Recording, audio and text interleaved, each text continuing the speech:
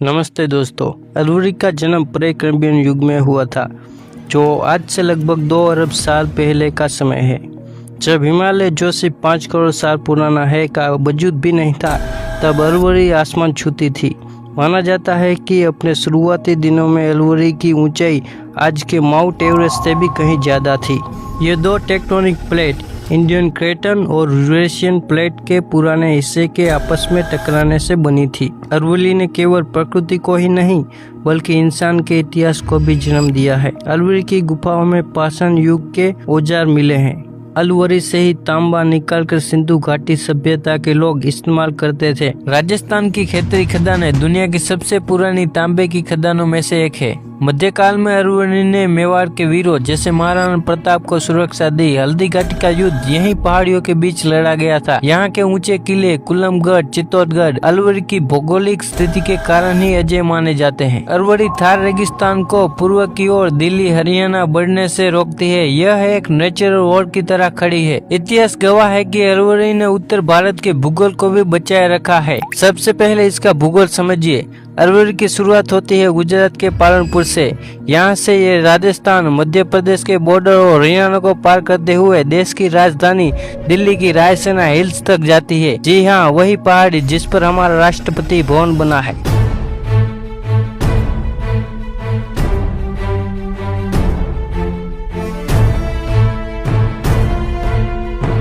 इसकी कुल लंबाई लगभग 792 किलोमीटर है। सोचिए, लगभग 700 किलोमीटर लंबी पत्थरों की एक कुदरती दीवार जो करोड़ों साल से अडिग खड़ी है। दोस्तों, अलवरी को सिर्फ एक पहाड़ मत समझिए, यह भारत की द ग्रेट ग्रीन वॉल है।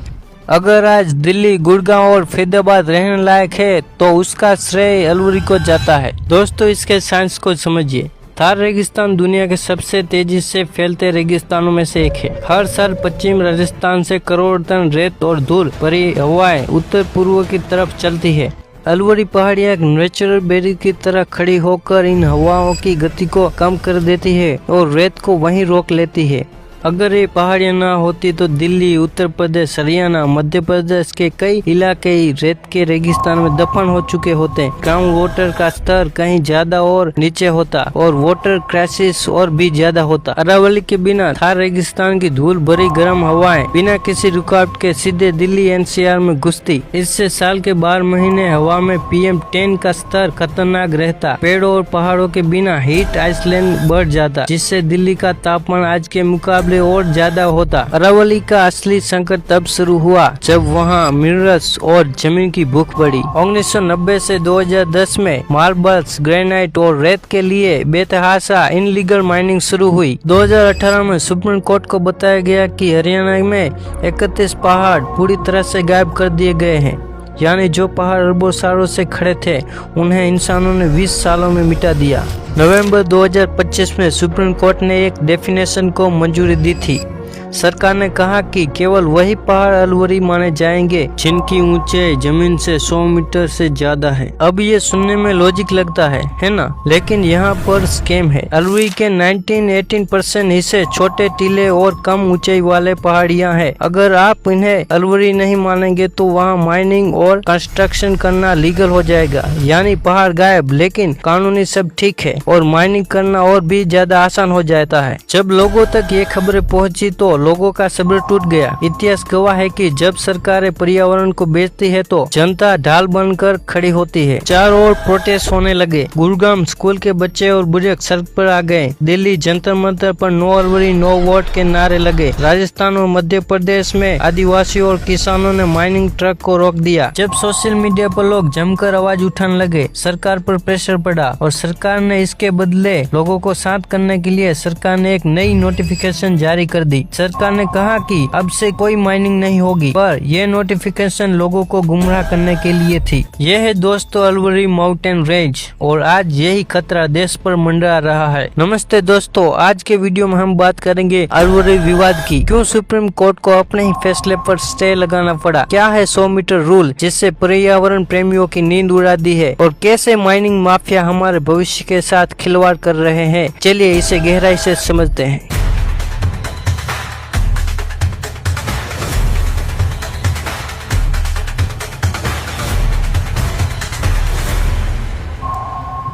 अरावली की सभी राज्यों में अलग अलग डेफिनेशन है, पर सुप्रीम कोर्ट ने सरकार को आदेश दिया कि अरावली को बचाने के लिए एक बढ़िया डेफिनेशन बनाओ। तो नवंबर 2025 में सरकार ने कहा अरावली की परिभाषा बदलनी पड़ेगी। उन्होंने एक नया नियम पेश किया, द 100 मीटर रूल। इसका मतलब सरकार ने कहा कि हम केवल उन्हीं पहाड़ को अरावली मानेंगे जिनकी ऊंचाई आसपास की जमीन से 100 मीटर से ज्यादा है। सुनने में ये टेक्निकल लगता है, लेकिन ये एक स्कैम है। क्यों?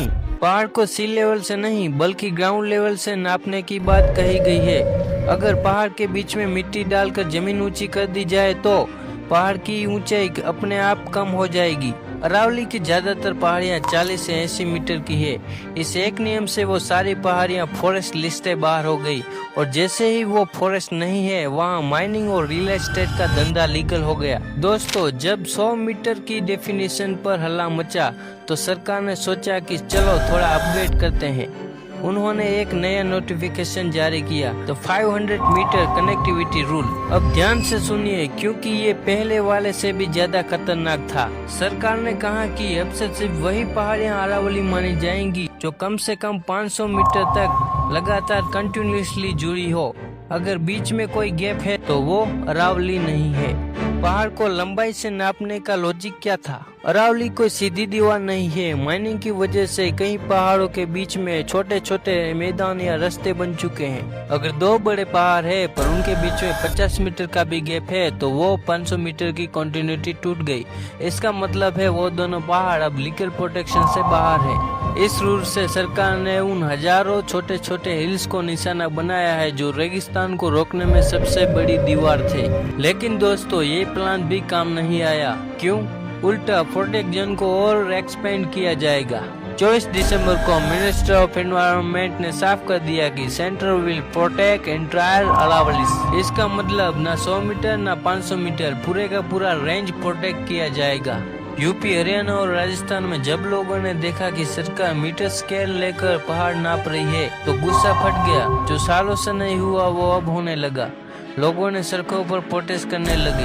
दिल्ली से शुरू हुआ और गुड़गांव, उदयपुर, जोधपुर, जयपुर, कोटा, मध्य प्रदेश, हरियाणा और गुजरात में साबरकांठा सब जगह प्रोटेस्ट होने लगे। इसी दबाव में आकर सरकार को ये PIB नोटिफिकेशन जारी करना पड़ा। दोस्तों, ये फाइल हमारी जीत का पहला कागज है। इसने सरकार के 500 मीटर टैप को फेल कर दिया, लेकिन असली फैसला अभी आना बाकी है। दोस्तों, क्या आपने कभी डेजर्ट मार्च के बारे में सुना है? रेगिस्तान कोई स्थिर चीज नहीं है, यह एक जिंदा राक्षस की तरह आगे बढ़ता है। लेकिन भारत में एक ऐसी शक्ति है जिसने इसे हजारों सालों तक थाम रखा था। चलिए इसके पीछे का साइंस समझते हैं। सबसे पहले ये समझते हैं कि रेगिस्तान आखिर कैसे फैलता है। रेगिस्तान के फैलने के दो मुख्य कारण हैं, वाइन इरोजन और क्लाइमेट शिफ्ट। थार रेगिस्तान से चलने वाली तेज हवाएं अपने साथ बारीक धूल और रेत उड़ाकर लाती है। जब ये हवाएं उपजाऊ जमीन पर पहुंचती है तो वहां की ऊपरी मिट्टी को ढक लेती है, जिससे वो जमीन बंजर हो जाती है। अब दोस्तों, क्लाइमेट शिफ्ट को समझते हैं। जहां पेड़ और पहाड़ नहीं होते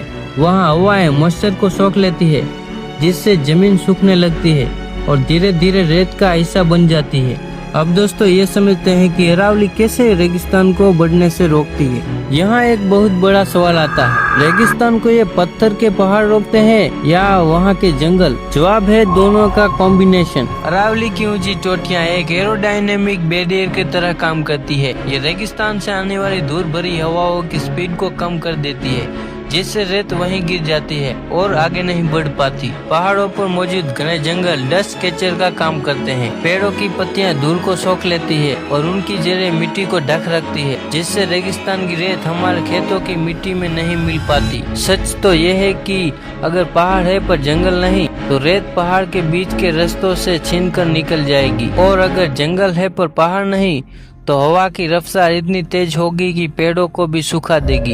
इसीलिए अरावली की इकोसिस्टम ही हमारी असली सुरक्षा है। अब सबसे डरावनी बात यह है कि अगर हमने अरावली को डिस्ट्रॉय कर दिया तो भारत का नक्शा हमेशा के लिए बदल जाएगा। ये राज्य पूरी तरह रेगिस्तान में तब्दील हो सकते हैं। हरियाणा सबसे पहला शिकार, गुड़गांव, फरीदाबाद और रेवाड़ी जैसे शहर रेत के नीचे दब सकते हैं। दिल्ली जो सबसे पहले ही प्रदूषण से जूझ रही है, वहाँ हर वक्त धूल की चादर होगी और खेती लायक जमीन खत्म हो जाएगी। पश्चिमी यूपी, नोएडा, आगरा और मथुरा के उपजाऊ मैदान बंजर हो जाएंगे। मध्य प्रदेश में मालवा का इलाका और ग्वालियर बेट में सूखा और रेगिस्तान का विस्तार होने लगेगा। दोस्तों, क्या आपने कभी सोचा है कि गुड़गांव जैसे शहर में जहां नदियों की कमी है, वहां हजारों बोरवेल का पानी कहां से आता है?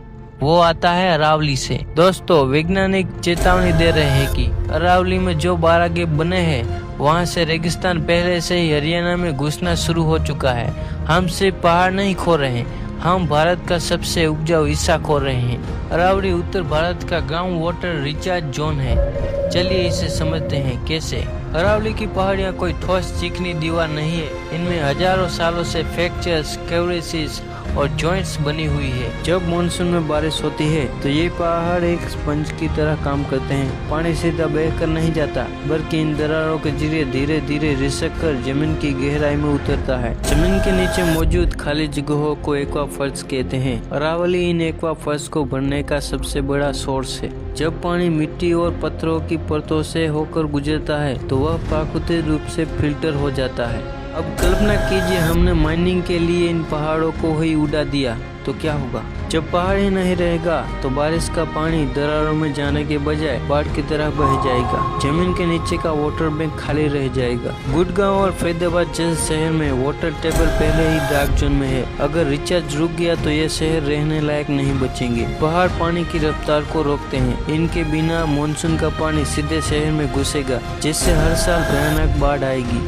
सच्चाई यह है कि अरावली की एक एक पहाड़ी करोड़ों लीटर पानी स्टोर करने की ताकत रखती है। अगर हमने माइनिंग के लिए इन्हें तोड़ा तो हम सिर्फ पत्थर नहीं निकाल रहे, हम अपनी अगली पीढ़ी का पानी चुरा रहे हैं। इसलिए जब 100 मीटर या 500 मीटर की कनेक्टिविटी वाले नियम आए तो एक्सपर्ट डर गए, क्योंकि छोटा टीला हो या बड़ा पहाड़, अगर वो जमीन से जुड़ा है तो पानी को रिचार्ज कर रहा है। इसे तोड़ना मतलब अपने पेड़ों पर कुल्हाड़ी मारना है। क्लाइमेट साइंटिस्ट ने कई बार वार्निंग दी है कि अगर अरावली को डिस्ट्रॉय कर दिया जाए तो कुछ ही दशकों में दिल्ली का क्लाइमेट सेमी डिजर्ट क्लाइमेट बन जाएगा, और ये कहीं हद तक हो भी रहा है। इसका सबूत मैं आपको आगे दिखाता हूँ, लेकिन इससे पहले जानते हैं कि अरावली को ऐसे डिस्ट्रॉय करना आखिर कौन चाहेगा। दोस्तों, अब तक हमने साइंस और कानून की बात की, लेकिन अब बात करते हैं उन असली वजह की जिनके लिए अरावली की परिभाषा बदली जा रही है। अरावली अब सिर्फ पहाड़ नहीं है, यह अरबों रुपए की प्राइवेट प्रॉपर्टी है, और इसमें किस किस का हाथ है, चलिए पर्दाफाश करते हैं। पहला नाम दोस्तों आता है पतंजलि का।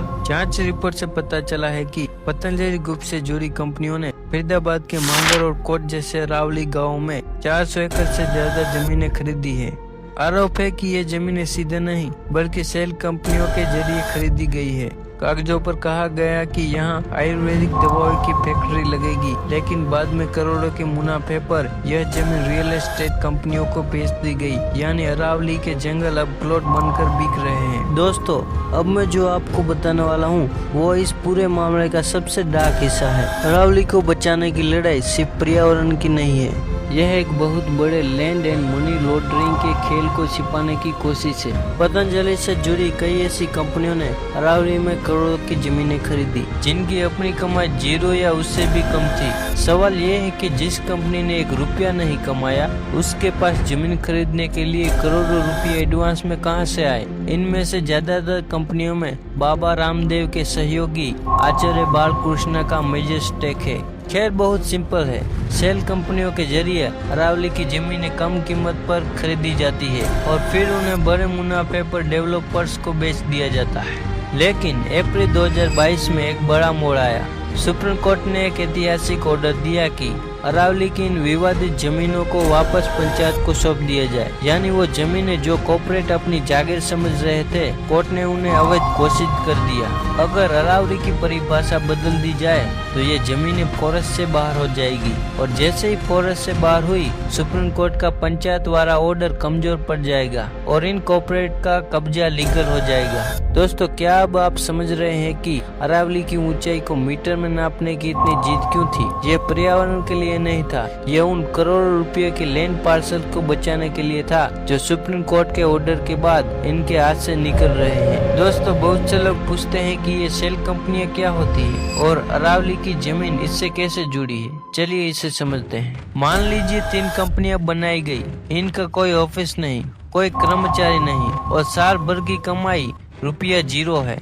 लेकिन अचानक इन कंपनियों के बैंक अकाउंट में कहीं से करोड़ों रुपए आ जाते हैं। अब ये कंपनियां एक दूसरे को एडवांस या लोन के नाम पर पैसा भेजती है। ऐसा इसलिए किया जाता है ताकि असली सोर्स छिप जाए और पैसा व्हाइट दिखने लगे। इसको कहते हैं मनी ट्रायल को धुंधला करना। यही 0 कमाई वाली कंपनियां अरावली के गांव में जाकर कौड़ियों के दाम पर जमीन खरीदती है। क्योंकि इनके पीछे बड़े नाम जैसे आचार्य बालकृष्ण का हाथ होता है, इसलिए इन्हें फंड की कमी नहीं होती। जमीन खरीदने के बाद ये सरकार पर दबाव बनाती है कि अरावली की परिभाषा बदल दी जाए।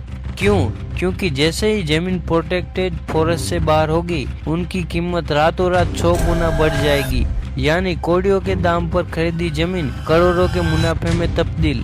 दोस्तों अप्रैल 2022 में सुप्रीम कोर्ट ने कहा था कि ये जमीनें पंचायत की है, लेकिन अगर 21 जनवरी को अरावली की नई परिभाषा इनके हक में आ गई तो ये पूरा सेल कंपनी घोटाला लीगल हो जाएगा। क्या हम ऐसा होने देंगे? अरावली के उन हिस्सों में जिन्हें सरकार नॉन फॉरेस्ट घोषित करना चाहती है, वहाँ पहले से ही क्या मौजूद है? यहाँ दर्जनों लग्जरी होटल और रिजॉर्ट खुल चुके हैं। यहाँ सिर्फ बिल्डर नहीं बल्कि बड़े बड़े पॉलिटिशियन, रिटायर आर्मी ऑफिसर और ब्यूरोक्रेट्स के आलीशान फार्म हाउस है। इन ताकतवर लोगों के लिए अरावली का प्रोटेक्टेड होना इनके बिजनेस और प्रॉपर्टी की वैल्यू के लिए खतरा है। इसलिए सरकार पर दबाव बनाया जाता है कि अरावली की परिभाषा इतनी ढीली कर दी जाए कि इनके अवैध निर्माण लीगल हो जाए। हरियाणा सरकार ने बार बार पंजाब लैंड प्रवेशन एक्ट में दबाव करने की कोशिश की है। सुप्रीम कोर्ट ने इसके लिए सरकार को कई बार फटकार लगाई है और यहाँ तक कहा है कि आप जंगल को खत्म करना चाहते हैं, लेकिन हकीकत में यह उन लोगों को फायदा पहुँचाने की कोशिश है जिन्होंने पहले ही यहाँ जमीनें दबा रखी है। दोस्तों जब सरकार कहती है कि 100 मीटर से छोटा पहाड़ नहीं है, तो वो प्रकृति की सेवा नहीं कर रही बल्कि उन लोगों की सेवा कर रही है जिनके पास अरावली की प्राइम लोकेशन पर करोड़ों की जमीनें हैं। यह विकास नहीं, यह कानूनी लूट है। दोस्तों बहुत से लोग कहेंगे कि कानून तो है ही, सरकार कुछ गलत नहीं करेगी। तो चलिए मैं आपको 2018 में ले चलता हूँ। सितंबर 2018 में सुप्रीम कोर्ट ने अरावली में बने 30 आलीशान घरों को मलबे में तब्दील करने का आदेश दिया था। सुप्रीम कोर्ट ने अपनी टिप्पणी में साफ साफ कहा था कि the town and country planning department Haryana और बिल्डर कंपनियों के बीच एक नया नापाक गठजोड़ है। सोचिए दोस्तों, ये तबाही तब हो रही थी जब अरावली को कानूनी सुरक्षा मिली हुई थी। सरकारी विभाग खुद माफियाओं के साथ मिलकर जंगलों को काटने के कागजात तैयार करते हैं। अब कल्पना कीजिए, अगर 21 जनवरी को ये प्रोटेक्शन ही हटा दी गई तो इन पहाड़ों पर गगनचुंबी इमारतें खड़ी होने में 1 हफ्ता भी नहीं लगेगा। लेकिन ये सिर्फ बिल्डिंग्स की बात थी। अरावली के लिए सबसे बड़ा खतरा माइनिंग है। अरावली का पहाड़ सिर्फ पत्थर नहीं है, यह सिलिका सैंड, मार्बल और ग्रेनाइट का खजाना है। ये वही मटेरियल है जो दिल्ली एनसीआर के कंस्ट्रक्शन मार्केट की रीढ़ है। आपके आसपास जो ऊंची ऊंची इमारतें खड़ी हो रही है, इनमें अरावली की पहाड़ियां लगी है। माइनिंग माफिया की नजर इन पहाड़ों पर है क्योंकि यहाँ से पत्थर निकालना बहुत आसान और सस्ता है। अगर सरकार 100 मीटर या 500 मीटर का नियम ले आती है तो अरावली की अधिकांश छोटी पहाड़ियाँ फॉरेस्ट लिस्ट से बाहर हो जाएगी और अगले ही दिन वहाँ डायनामाइट से धमाके शुरू हो जाएंगे। तो दोस्तों क्या ये विकास है? दोस्तों क्या आपको लगता है कि माफिया सिर्फ मिट्टी और पत्थरों के लिए इन पहाड़ों के पीछे पड़ा है? बिल्कुल नहीं। अरावली के इन पुराने पत्थरों के नीचे भारत का सबसे कीमती खजाना छिपा है। क्या आप जानते हैं कि अरावली की कुछ साइटों पर सोना मिलने की पुष्टि हुई है? राजस्थान के उदयपुर और बांसवाड़ा वाले अरावली बेट में सोने के भंडार पाए गए हैं। भारतीय भूवैज्ञानिक सर्वेक्षण ने यहाँ भारी मात्रा में गोल्ड असेट की खोज की है। उदयपुर की जावर माइंस दुनिया की सबसे पुरानी चांदी और जस्ता की खानों में से एक है। यहाँ का जिंक और सिल्वर पूरी दुनिया में सप्लाई होता है। झुंझुनू की खेतरी माइंस भारत की तांबे की राजधानी है। बिना तांबे के ना बिजली के तार बनेंगे, ना आपकी इलेक्ट्रिक कार। बैटरी और एक्सरे प्रोटेक्शन में इस्तेमाल होने वाला लेड यहाँ भारी मात्रा में है। दोस्तों, जिस पहाड़ के नीचे सोना, चांदी और तांबा दबा हो, क्या उसे भूखा माफिया ऐसे ही छोड़ देगा? दोस्तों, अब आप सोच रहे होंगे कि क्या अरावली को बचाने के लिए पहले कोई कानून नहीं बना? बिल्कुल बना। सुप्रीम कोर्ट ने 2004 में ही माइनिंग पर बैन लगा दिया था। 2009 में इस बैन को फरीदाबाद और गुड़गांव के 448 स्क्वायर किलोमीटर तक बढ़ा दिया गया। लेकिन कागजों पर लगे इस बैन की माफियाओं ने कितनी इज्जत की, चलिए डेटा देखते हैं। 2011 से 2017 के बीच यानी सिर्फ 6 सालों में अकेले राजस्थान में इलीगल माइनिंग के 4072 केसेस दर्ज हुए और ये तो वो है जो पकड़े गए। इन 6 सालों में अरावली के सीने से 100 लाख टन मिनरल्स चोरी छिपे निकाल ली गई है। लेकिन सबसे शर्मनाक बात क्या है? CAG की रिपोर्ट ने एक ऐसा सच उजागर किया जिससे सबको हिला दिया। देश की सबसे बड़ी ऑडिट संस्था CAG ने अपनी रिपोर्ट में साफ कहा है कि राजस्थान सरकार ने खुद इन इलीगल माइनिंग करने वालों को संरक्षण दिया, नियमों को ताक पर रख पर लीज दी गई और अरावली के इको सेंसिटिव जोन को बर्बाद होने दिया गया। सोचिए दोस्तों, जब 2004 से बैन लगा हुआ है तब 1 करोड़ टन मिनरल चोरी हो गया। अब अगर 2026 में ये 100 मीटर वाली नई परिभाषा आ गई तो ये माफिया चोरी नहीं बल्कि सरेआम डकैती करेंगे, क्योंकि तब उनके पास कानूनी लाइसेंस होगा। अरावली में माइनिंग 90 के दशक से कैंसर की तरह फैली है। 2002 में सुप्रीम कोर्ट ने इस पर बैन लगाया, लेकिन क्या काम रुका?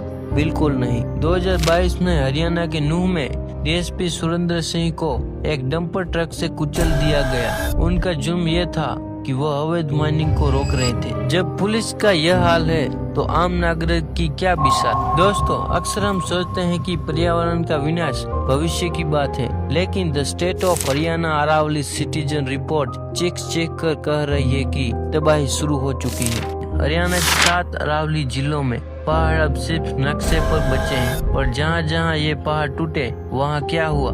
12 गेट ओपन हो गए।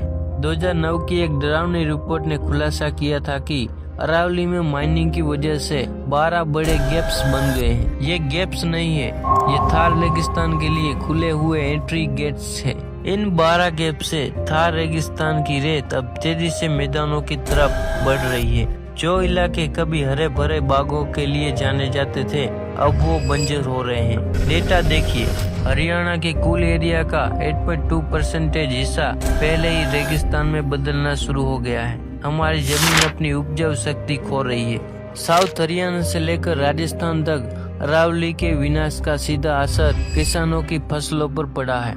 जमीनों की नमी खत्म हो गई है, रेत की वजह से पैदावार गिर गई है। जो किसान कल तक अनाज उगाते थे आज वो अपनी जमीन को रेगिस्तान बनते देख रहे हैं। और अगर आप शहर में रहते हैं तो ये मत सोचिए कि आप बच जाएंगे। अरावली दिल्ली NCR के लिए ग्रीन लंग्स थे। ये ऑक्सीजन बढ़ाते थे, ये जहरीले कणों को सोखते थे और ये धूल को शहर में घुसने से रोकते थे। लेकिन आज पहाड़ियों के टूटने से दिल्ली की एयर क्वांटिटी सेवियर कैटेगरी में रहने लगी है। अरावली का विनाश दिल्ली NCR में प्रदूषण की स्थिति को और नरक बना रहा है। दोस्तों, कल्पना कीजिए दिल्ली NCR के पास एक ऐसी जगह जहां लोग पिकनिक मनाते थे, जहां चारों तरफ नीला पानी और अरावली की हरियाली थी। ये बात कर रहा हूँ बरखर झील, सूरज कुंड और दमदमा झील की। लेकिन आज की कड़वी सच्चाई यह है कि ये झीलें अब केवल यादों में बची है। जहाँ कभी नावें चलती थी आज वहाँ लोग क्रिकेट खेलते हैं। आखिर क्या हुआ हमारे जल निकायों के साथ? चलिए गहराई से समझते हैं। टाइम्स ऑफ इंडिया की यह रिपोर्ट देखिए, लेक्स डिस्पियर इन माइनिंग पिट। फरीदाबाद और गुड़गांव की सबसे प्रसिद्ध झीलें बरखर और सूरजकुंड 1 साल पहले ही पूरी तरह सूख चुकी है। इसका मुख्य कारण क्या था? धुआंधार माइनिंग। अरावली की पहाड़ियों को इतना खोदा गया है कि झीलों का वाटर टेबल पूरी तरह खत्म हो गया। आज इन झीलों के सूखे तल पर फार्म हाउस बन रहे हैं और यह पूरी तरह से पत्थर की तरह सूख चुकी है। दमदमा झील, जो कभी हरियाणा की सबसे बड़ी झील हुआ करती थी और 62 से 75 एकड़ में फैली थी, आज इसके अस्तित्व की लड़ाई लड़ रही है। इसे दिल्ली NCR की आखिरी जीवित प्राकृतिक झील माना जाता है।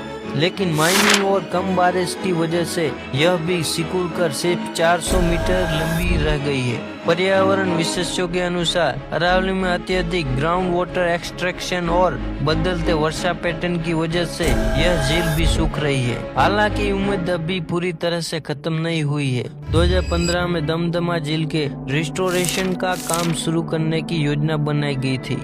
दोस्तों, सरकार की इस ताजा प्रेस रिलीज को देखकर पहली नजर में ऐसा लगता है कि जैसे अरावली बच गई। हेडलाइन कहती है नो माइनिंग लीज और protection zone to be expanded. लेकिन जरा रुकिए, अगर आप लाइनों के बीच में पढ़ेंगे तो आपको एक बहुत बड़ी चालाकी नजर आएगी। इस प्रेस रिलीज में सरकार ने कहा है कि उन्होंने ICFRE को एक management plan for sustainable mining बनाने का निर्देश दिया है और जब तक यह प्लान नहीं बनता तब तक कोई नई लीज नहीं दी जाएगी। लेकिन दोस्तों, यह बैन नया नहीं है। 20 नवंबर का यह सुप्रीम कोर्ट का ऑर्डर देखिए। कोर्ट ने साफ साफ कहा था कि एक सस्टेनेबल माइनिंग प्लान बनाया जाए जो यह पहचानने की कहां माइनिंग हो सकती है और कहां नहीं। सरकार बस उसी पुरानी बात को नए पैकेट में लपेटकर ऐसे पेश कर रही है जैसे उन्होंने जनता की बात मान ली हो। सबसे बड़ा सवाल यह है कि अगर सरकार वाकई में अरावली को बचाना चाहती थी तो उन्होंने उस विवादित 100 मीटर वाली परिभाषा को क्यों नहीं बदला। अरावली विरासत जन अभियान ने भी यही कहा है कि इस पूरी प्रेस रिलीज में कहीं भी यह जिक्र नहीं किया है कि सरकार 100 मीटर का इस बेकार पैमाने को बदलकर कोई बेहतर साइंटिफिक पैमाना लाएगी। मुझे लगता है कि सरकार बस इंतजार कर रही है कि कब लोगों का गुस्सा ठंडा हो जाए। अगले 1-2 साल के बाद जब मीडिया का ध्यान हट जाएगा तब वही ICFRE का एक नया प्लान लेकर आएगा और 100 मीटर के बहाने अरावली की उन तमाम पहाड़ियों को माइनिंग कंपनियों को सौंप दिया जाएगा। दोस्तों, अब इस मामले पर एक नया मोड़ आया है। Union environment minister Bhupendra Yadav का कहना है कि नई डेफिनेशन से 90% अरावली अब सुरक्षित है। उनका तर्क है कि 100 मीटर की ऊंचाई वाले पहाड़ों के साथ साथ अगर दो बड़े पहाड़ के बीच 500 मीटर से भी कम की दूरी है तो उनके बीच का पूरा इलाका भी प्रोटेक्टेड जोन में आएगा। उनका दावा है कि इस गणित के हिसाब से 90% से ज्यादा अरावली प्रोटेक्टेड एरिया में आ चुकी है। लेकिन सवाल यह है कि क्या यह सच में है या सिर्फ हवाई बातें। अगर सच में है तो इसका सबूत कहाँ है। हैरानी की बात यह है कि सरकार ने आज तक ऐसा कोई भी डाटा पब्लिक डोमेन में नहीं रखा जो ये साबित कर सके कि अरावली के कितने पहाड़ 100 मीटर से ऊंचे हैं और इनमें से कितने 500 मीटर की दूरी के भीतर आते हैं। बिना किसी डेटा के इतने बड़े दावे पर यकीन करना मुश्किल है।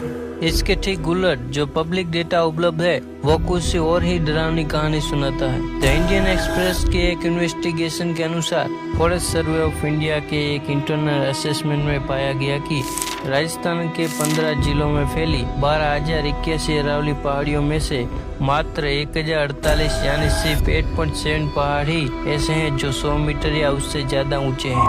अगर राजस्थान में केवल 8.7 पहाड़ ही 100 मीटर से ऊंचे हैं तो सरकार ये दावा कैसे कर सकती है कि 90% अरावली सुरक्षित है। भूपेंद्र जी कह रहे हैं कि 19% अरावली सुरक्षित है, लेकिन FSI का डेटा कह रहा है कि 91 पहाड़ियां तो परिभाषा की वजह से ही खतरे में आ गई है। जब पहाड़ ही अरावली नहीं कहलाएगा तो प्रोटेक्शन किस बात का।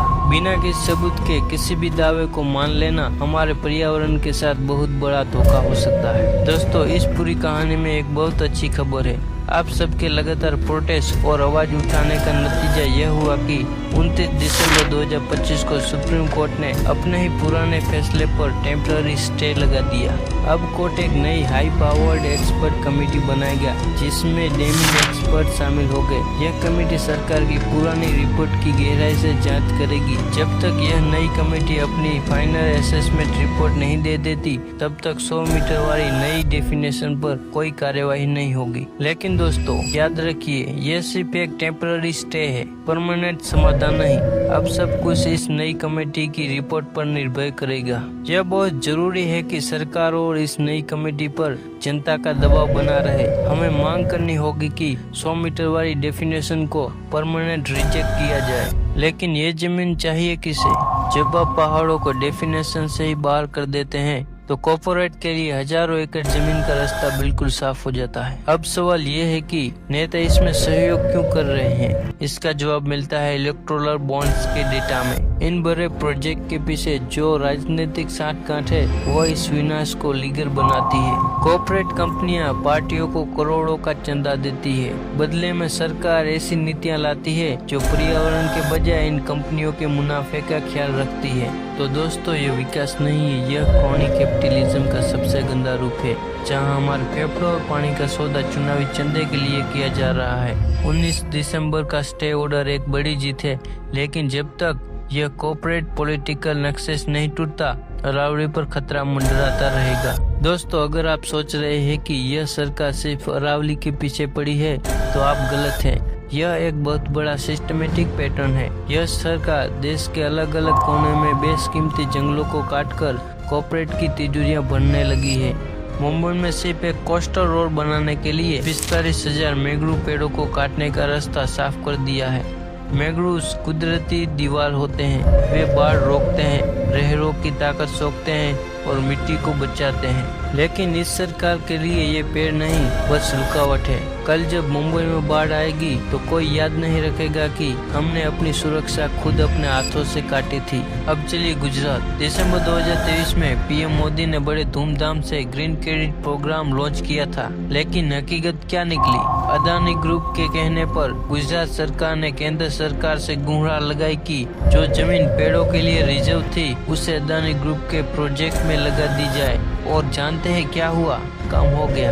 यानी जो जमीन पर्यावरण बचाने के लिए थी वो अब कॉर्पोरेट मुनाफे के लिए है। इस सब के पीछे वही चंदा धंधा मॉडल है। जब से सुप्रीम कोर्ट ने इलेक्टोरल बॉन्ड्स को खत्म किए, काम अब ट्रस्ट के जरिए हो रहा है। डेटा देखिए, इलेक्टोरल ट्रस्ट के जरिए कुल 4,276 करोड़ चंदा दिया गया है। इसमें से 83.6% पैसा अकेले बीजेपी के पास गया। क्या ये महज इत्तेफाक है कि जो कंपनियां सबसे ज्यादा चंदा देती है, सरकार उन्हीं के लिए नियम बदल देती है। अरावली में 100 मीटर की परिभाषा लाना हो या गुजरात में जंगल की जमीन देना, सब कुछ अदानी अंबानी को देखकर तय किया जाता है। दोस्तों, आपने अक्सर सुना होगा कि सियासत में सब मुमकिन है, लेकिन हमारी न्यूज़ डिबेट में तो लॉजिक की भी ऐसी की तैसी कर दी जाती है। आज बात करते हैं अरावली की और उन न्यूज़ एंकर्स की जिन्होंने क्रिकेट को भी रंग बदलने में पीछे छोड़ दिया है। हम बात कर रहे हैं रजत शर्मा की। ये वाले भी इंसान है, वो भी टैक्स से थे। उन्होंने क्या कसूर किया कि वो जहरीली हवा में सांस लेने को मजबूर है? उन्होंने क्या गुनाह किया कि दिल्ली में रहने वालों की उम्र 10 साल कम हो गई है? इसका जवाब केजरीवाल को देना होगा। वाह, क्या बात है।